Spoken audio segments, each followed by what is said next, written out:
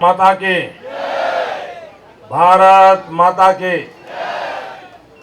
आ भादरवा महीना ने चामड़ी चीरी नाखे एवी गर्मी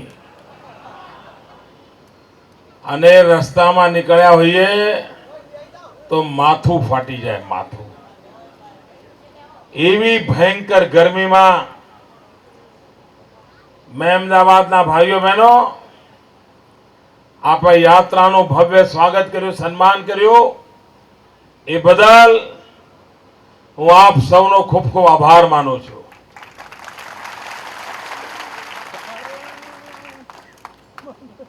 ભાઈઓ બહેનો, ચૂંટણીના પડઘમ વાગી ગયા છે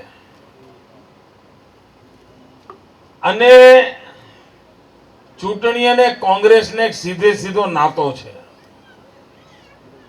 કોંગ્રેસનો ચૂંટણીનો નાતો એવો છે કે જ્યારે જ્યારે ચૂંટણી આવે એટલે કોંગ્રેસને જૂઠાણા ફેલાવાનો પારો ચડે। રોજ નવું જૂઠાણું શોધવું એ કોંગ્રેસનો કાર્યક્રમ હોય છે। ભાઈઓ બહેનો, આ કોંગ્રેસ વાળા એમ કહે છે કે ગુજરાતનો વિકાસ જ નથી થયો। તમારે શું કહેવું છે? એમ નહીં, ઢીલું ઢીલું બોલાય ચાલે ને, કાન ફાટી જાય એવું બોલો। વિકાસ થયો છે? તમે સહમત છો? તો આ કોંગ્રેસ વાળાનું મુંહ બંધ કરવું પડે હો। કેવી રીતે કરશો? ચૂંટણીમાં જૂઠાણાનો જવાબ મતપેટીમાં આપશો ને? ભાઈઓ બહેનો,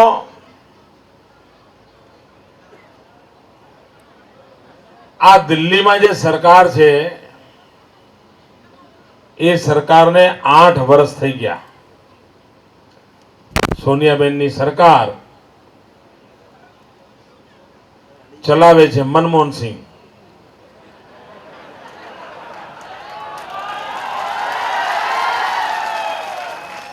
અમદાવાદ વાળા બધા સમજદાર છે।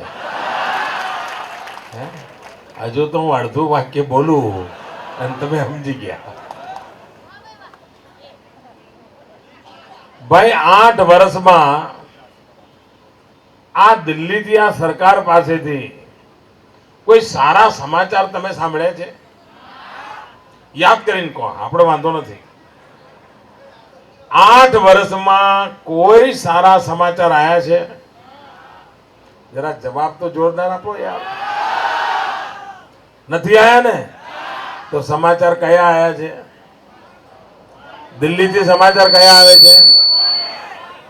कौभांड, भ्रष्टाचार, आज आनी डेट, आज आ जेल में, आज आ जामीन पर, ए ज आवे छे ने। कांग्रेस ની દિશા કઈ છે? આ દિલ્હી વાળી દિશા છે।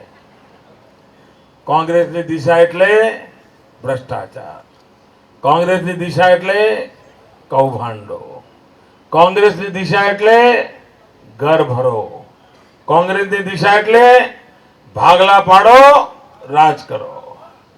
આ कांग्रेस ની દિશા છે। આપણે ગુજરાતને એ દિશામાં જવા દેવાય? બરાબર બોલો ભાઈ। આ ગુજરાતને એ દિશામાં જવા દેવાય? आ कांग्रेस कहे छे दिशा बदलो, बदलाय? अरे देशनी तो दुर्दशा करी, अमारे गुजरातनी दुर्दशा नहीं थवा देवी। अमे तो सरदार पटेलनी दिशा पकड़ी छे अने ए ज अमारी दशा सुधारशे। अने दिल्ली ने पण जो देशनी दशानी चिंता होय तो सरदार पटेलनी दिशा पकड़ी ले, देशनी दशा पण सुधरी जशे। भाईओ बहनों, अहीं बधा नाना वेपारीओ हशे ने, बैठा हशे ने? दरेक गाममां नाना वेपारीओ होय। आ डॉक्टर मनमोहन सिंह जी एक फतवो बहार पाड्यो छे। હવે તમારા નાના વેપારીઓની દુકાનો બંધ, FDI નો એક કાયદો લાયા છે, જેમાં હવે ગોરા લોકો આવીને તમારા ચા પાણી કરિયાણા વેચશે, નોટબુક પેન્સિલની દુકાનો કરશે, વિદેશી લોકો આવીને કરશે તમારી દુકાનો બંધ. આ દિલ્હીની સરકારનો નિર્ણય છે. બીજી બાજુ અમેરિકાના પ્રમુખ ઓબામા, એણે થોડા દિવસ પહેલા ટ્વિટર પર એક મેસેજ આપ્યો તો અમેરિકાના લોકોને. એણે કહ્યું હતું કે અમેરિકા વાસીઓ મહેરબાની કરીને નાની નાની દુકાનોમાંથી માલ સામાન ખરીદો, મોટા મોટા મોલમાં ન જાઓ, નહીં તો બેકારી વધી જશે, રોજગાર બધો ખાડે જશે. અમેરિકાના પ્રેસિડેન્ટને ચિંતા નાના નાના દુકાનદારની છે અને હિન્દુસ્તાનના પ્રધાનમંત્રીને મોટા મોટા મોલની ગોરી ચામડી વાળાઓની ચિંતા છે. આ દેશના સામાન્ય વેપારીની ચિંતા નથી. શું આ દેશને દિશામાં જવા દેવો છે? ભાઈઓ બહેનો, તમે ભ્રષ્ટાચાર, ચોરી, લૂંટ ઘણું બધું સાંભળ્યું છે ને? સાયકલની ચોરી થઈ હોય તો સાંભળ્યું હોય ને? એમ નહીં, જોરથી બોલો તો ખબર પડે. સાયકલની ચોરી સાંભળી છે, મોટરની ચોરી સાંભળી છે, ટ્રેક્ટરની ચોરી સાંભળી છે, રૂપિયા ચોરાઈ ગયા સાંભળ્યું છે, સોનું ચોરાઈ ગયા સાંભળ્યું છે, રૂપું ચોરાઈ ગયું સાંભળ્યું છે, હીરા મોતી ચોરાઈ ગયા સાંભળ્યું છે, પણ કોઈથી કોલસો ચોરાઈ ગયો સાંભળ્યું છે? બોલો, કોલસો ચોરાયો સાંભળ્યું કોઈથી તમે? આ બહેનો આટલી બધી સંખ્યામાં બેઠી બહેનો, કોઈથી તમે કોલસો ચોરાણો સાંભળ્યું છે? અરે તમારા ઘરની બહાર કોલસાનો થેલો પડ્યો હોય તો કોઈથી કોઈ ચોર કોલસો લઈ જાય? તમે અઠવાડિયું બહાર ગામ્યું હોય તો કોલસોને હાથ લગાવે? આ દિલ્હીની સરકાર એવી છે, 2 લાખ કરોડના કોલસો ખાઈ ગઈ. બોલો, 2 લાખ કરોડ, 2 લાખ કરોડનો કોલસો. તમે વિચાર કરો, આ દેશનું થશે શું? શું આવા લોકોને ગુજરાતમાં ઘૂસવા દેવાય? ભાઈ, ના ના, ભ્રષ્ટાચારને ગુજરાતમાં ઘૂસવા દેવો છે? આ કટકી કંપનીને ગુજરાતમાં ઘૂસવા દેવી છે? આમ રાજીવ ગાંધી જ્યારે દેશના પ્રધાનમંત્રી હતા ત્યારે પંચાયતમાં પણ કોંગ્રેસ હતી અને પાર્લામેન્ટમાં કોંગ્રેસ હતી. નીચેથી ગામના સરપંચથી લઈને પ્રધાનમંત્રી સુધી આખો દેશ કોંગ્રેસના હાથમાં હતો. ત્યારે તો ભાજપનું નામો નિશાન નહોતું. અમે તો હાવ ઝીરો થઈ ગયા હતા. એ જમાનામાં રાજીવ ગાંધીએ કહ્યું હતું કે દિલ્હીથી રૂપિયો નીકળે છે તો ઘસાતો ઘસાતો ઘસાતો ગામડામાં જાય તો 15 પૈસા થઈ જાય છે. રૂપિયો દિલ્હીથી નીકળે તો ગામડામાં જાય તો 15 પૈસા થઈ જાય છે. આ કયો પંજો રૂપિયો ઘસી નાખતો હતો ભાઈ? નાના રૂપિયો ઘસી નાખનારો પંજો કયો હતો? અને કોંગ્રેસને સૂઝ્યું કે આ રૂપિયાના 15 પૈસા થઈ જાય અને 85 પૈસા ચવાઈ જાય છે, એનો કઈ ઉપાય શોધ્યો કોંગ્રેસે? આટલા વર્ષ એમને સત્તા મળી પણ એમણે કોઈ ઉપાય શોધ્યો? ભાઈઓ બહેનો, ગુજરાતે શોધી કાઢ્યો. આપણે ગરીબ કલ્યાણ મેળા કર્યા, આખા રાજ્યમાં લાભાર્થીઓનું લિસ્ટ બનાવ્યું, 85 લાખ લોકોની યાદી બની, 85 લાખ લોકોની.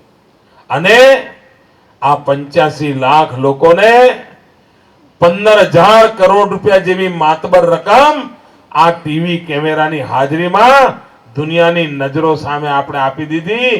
એક કાણી પાઈનો ભ્રષ્ટાચાર થવા નહીં દીધો. ગાંધીનગરથી રૂપિયો નીકળ્યો તો ગરીબના ઘર સુધી 100 પૈસા અમે પહોંચાડી દીધા. 100. ભાઈઓ બહેનો, ભ્રષ્ટાચાર સામે લડવું હોય ને તો મગજમાં જોમ જોઈએ, જુસ્સો જોઈએ, ઈરાદો નેક હોવો જોઈએ, તો ભ્રષ્ટાચાર સામે પણ લડી શકાય છે.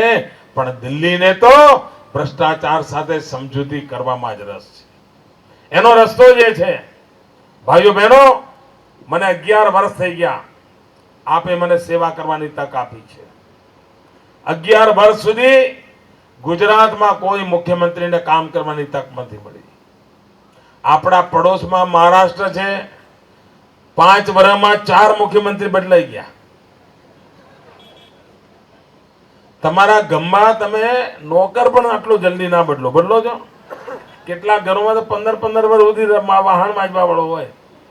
આ મહારાષ્ટ્રમાં 5 વર્ષમાં 4 મુખ્યમંત્રીઓ બદલી નાખ્યા. બોલો મહારાષ્ટ્રની દશા કેવી છે.